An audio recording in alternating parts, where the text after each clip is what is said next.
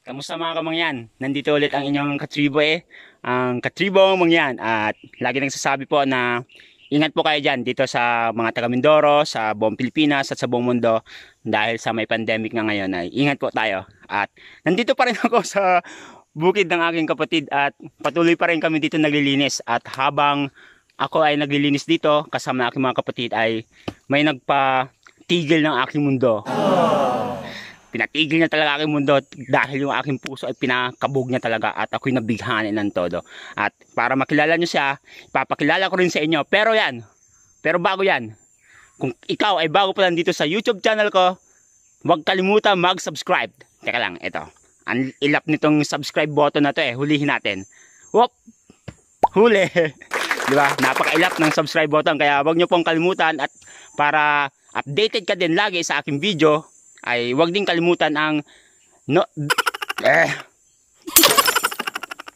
at huwag pong kalimutan ang pag-click din sa notification bell para ikaw ay lagi updated sa aking mga video kahit pang-siyam ko pa lang po ito na video. No? Para sa mga susunod na video ko ay updated ka na. So, tara!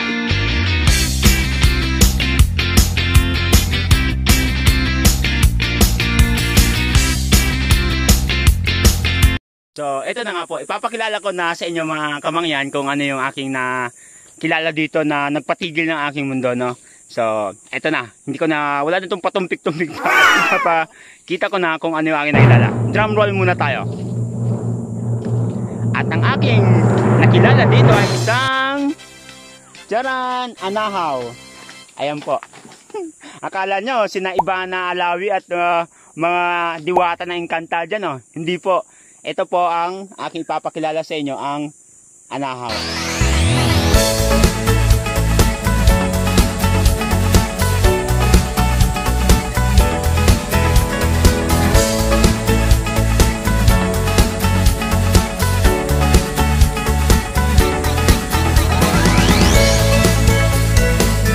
Ayan. Maliit pa lang po yan na puno ng anahaw, pero kapag lumaki po yan, ay parang halos lumalaki na yan ng kasing laki ng niyog. Pero kaya ko ipapakilala to sa inyo kasi ito yung pambansang dahon ng Pilipinas, no? At na-curious lang ako kung bakit itong anahaw na ito ang tinaguraan na pambansang dahon, kasi dito naman sa atin ang dami naman dito na may mga magagandang dahon, pero bakit anahaw, di ba? Ano yung nakita dito sa anahaw na to? At dahil dito ay itong anahaw din na to ay hindi lang naman dito sa Pilipinas yan tumutubo, pati sa mga karatig bansa natin dito sa Asia, no? Pero bakit nga ba ito yung tinaguraan natin na pambansang dahon, no? Ayan. So, meron ba kayong ideya kung bakit ito yung naging pambansang dahon? Kung kayo may ideya at kagaya ng sa ideya ko, mag-comment lang kayo dito at sasabihin ko na sa inyo kung bakit ito yung naging pambansang dahon. So, ayun na nga. Na-curious ako kasi nung mga nakarang araw po, mga kamangyan, ay habang nagtatabas po kami dito, mga naglilinis po kami dito, ay marami po ako nakita na dahon ng anahaw. At tinanong ko sa tatay ko, bakit hindi namin pinapatay? Sabi niya, wag muna daw namin patayin kasi marami nga itong gamit. At naalala ko din na, oops, ito nga pala yung pambansang dahon. So, nag-research ako. Research! Ayan, para sa inyo mga kamangyan, nag-research ako kung bakit itong anahaw na to ay yung tinagurang pambansang dahon. At nag-google lang ako. Nag-google lang, napunta ako sa www.pinoywarrior.ph. Nandun yun, doon ko siya nabasa. At yung dahilan kung bakit ito ang naging pambansang dahon kasi sinisimbolo nito yung pagiging malikhain ng mga Pilipino. Lalong-lalo na yung mga mangyan dito sa amin. Siyempre, mangyan tayo, di ba? Katribo. Ayan. So, kung makikita mo itong dahon ng anahon na ito ay halos lumalapad talaga siya ng halos mga 1 metro.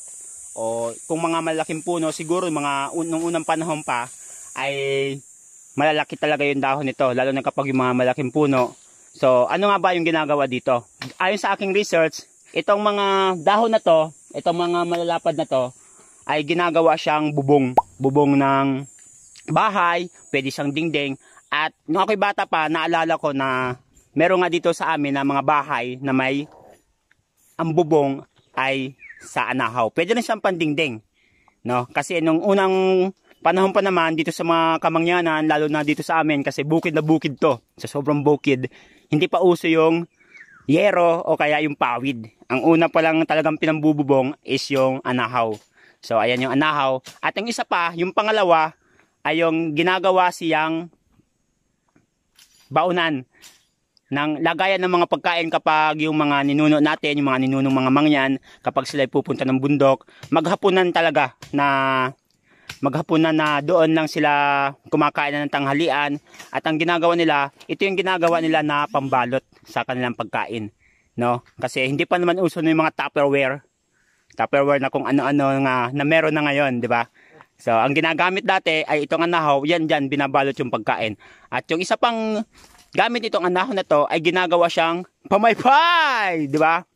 Yung abaniko, yan dito yung galing sa anahaw. Yan lang yung ilan sa mga nagamit dito sa dahon ng anahaw na ito. Yan, ilan lang yan sa mga alam ko na nagamit. At yung sa abaniko ay ipapakita iyon ng kapatid ko kung paano ba ginawang pamaypay ito noong unang panahon, no? Kasi ito, di ba, dati naman wala mga electric fan. So ginawa yan ng pamaypay ng aking mga ninuno natin dito, no? At ayan, ipapakita yun ng aking kapatid para maging patunay at makahanap tayo ng magsasabi talaga na nagagawa talaga ito, na yung aking mga pinagsasabi dito ay totoo, no? Ay kakausapin natin tatay ko. Tara, kausapin ko yung tatay ko lang, ha. I-confirm lang natin kung yung aking mga pinagsasabi ba dito eh totoo, no? Tara, nagtataba siya dito eh. Abalahin muna natin. Ito tay, kaway ka muna sa mga kamangyan natin dyan. Tay, ano ba yung mga gamit tayo nung anahaw dati, nung ikaw ay natatanda mo pa, ikaw ay bata pa? Nung maliliit pa kami, ang bahay namin ay nasa halos tuktok ng isang bundok. Ay unang-una, ang bahay natin noon, nung bahay namin ay ang bubong ay anahaw. At ito ay madami dito, madaming nagtatanim niyan. Halos lahat ng may mga lupa dito ay may tanim na anahaw dahil madami nga itong kagamitan.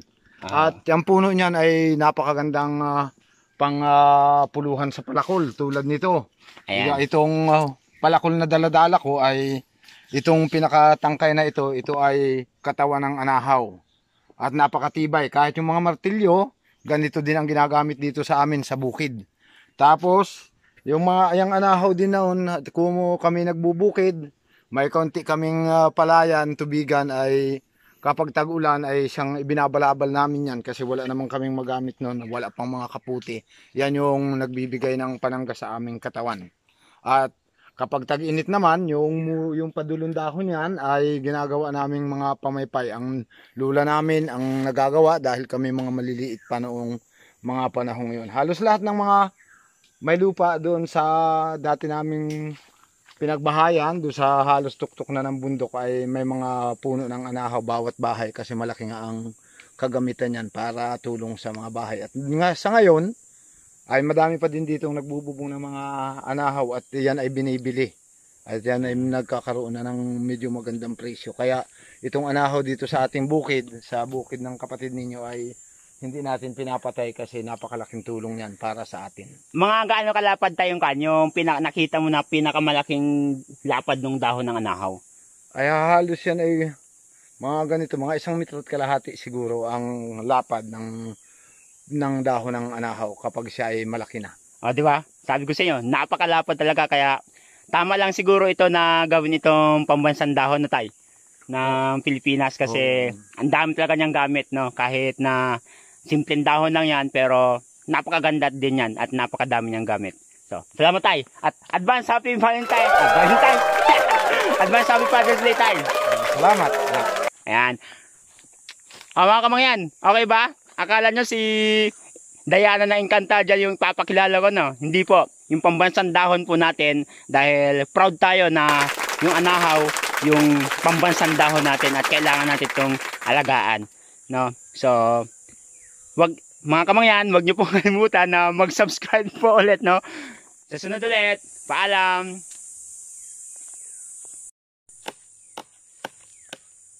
Gulat kayo no? Kala nyo si Alden Richard. Hindi po. Si Kamangyan lang po ito. Si Katribo Mangyan po. So pakita ko na po sa inyo kung ano yung, kung paano gawin yung pamaypay ito. Itong dahon ng anahon na ito, no? Hindi sa yung gagawin nating abaniko. Yung simple lang na pamaypay. Pakita ko lang din, no? Tara. At dahil dyan na ipapakita ko yung aking kapatid. Yung kapatid ko po yung magagawa siya ng pamaypay. Napakadali lang naman itong gawin. Ewan ko ba dito? Parang mahirapan pa yata siya eh. Ito na yung aking kapatid. Sige to, gawin mo na. Sige.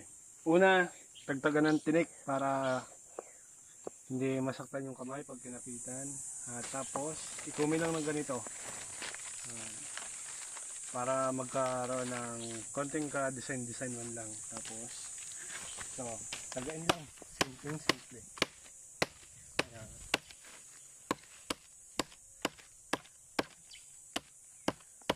Ayos yan tangkay. Tapos, pag binukad nyo, ayan, medyo may design siya. At pag hindi pantay, konting tagtag lang. Ayan. Tapos, para medyo matibay-tibay, doblehin natin. Ayan.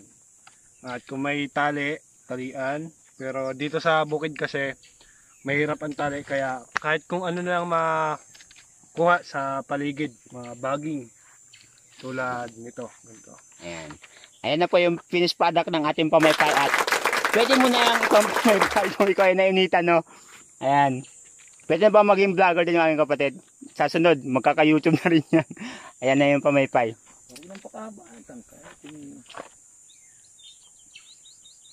At medyo mainit dito kahit naka-jacket kami kasi nagtabas, pero ayos na to.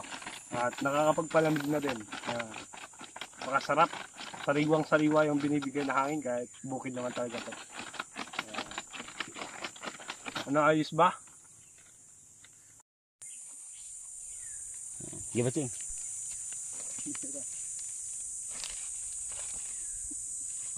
Pay, alipin. Paul, sagana.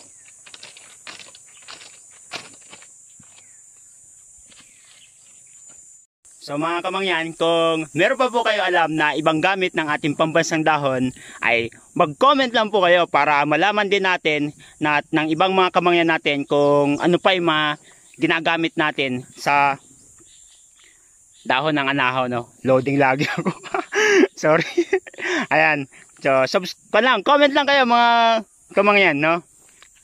Paalam! Sa sunod ulit mga kamangyan. Ingat!